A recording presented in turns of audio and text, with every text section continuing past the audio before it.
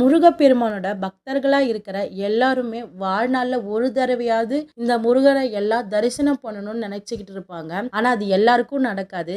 எனக்கு அந்த பாக்கியம் கிடைச்சிச்சு. அதனால உங்ககிட்ட இதை நான் ஷேர் பண்ணிக்கிறேன். அப்படி என்னென்ன ஆலயம் அப்படின்னு பார்த்தீங்கன்னா, முருகப்பெருமானுடைய 6 படை வீடையும் நான் பார்த்தீங்கன்னா தரிசனம் பண்ணிட்டு வந்தேன். அதுல நான் தரிசனம் பண்ண முதல் கோயில் சுவாமிமலை முருகப்பெருமானுடைய 4ஆம் படை வீடு. இந்த இடத்துல முருகப்பெருமான் தந்தைக்கு உபதேசம் பண்ணவரா பார்த்தீங்கன்னா திகழ்றாரு. இதை குரு ஸ்தலம்னே சொல்றாங்க. இரண்டாவதா தரிசனம் பண்ண படை வீடு பார்த்தீங்கன்னா முருகப்பெருமானோட 6ஆம் படை வீடான பழமுதிர் சோலை. இந்த இடத்துல முருகப்பெருமான் அவ்வை பாட்டிய சுட்ட பழம் வேணுமா சுடாத பழம் வேணுமான்னு கேட்டு திருவிளையாடல் நடத்தின இடமா பார்த்தீங்கன்னா இந்த இடம் கருதப்படுது. மூன்றாவதா நாங்க தரிசனம் பண்ண இடம் பார்த்தீங்கன்னா முருகப்பெருமானுடைய முதல் படை வீடான திருப்பரங்குன்றம். இந்த இடத்துல முருகப்பெருமான் தேவயானையை திருமணம் புரிந்த இடமா பார்த்தீங்கன்னா கருதப்படுது. நான்காவதா நாங்க தரிசனம் பண்ண இடம் பார்த்தீங்கன்னா முருகப்பெருமானோட 2ஆம் படை வீடான திருச்செந்தூர். இந்த இடத்துல முருகப்பெருமான் சம்காரமூர்த்தியா பார்த்தீங்கன்னா காட்சி அளிக்கிறாரு.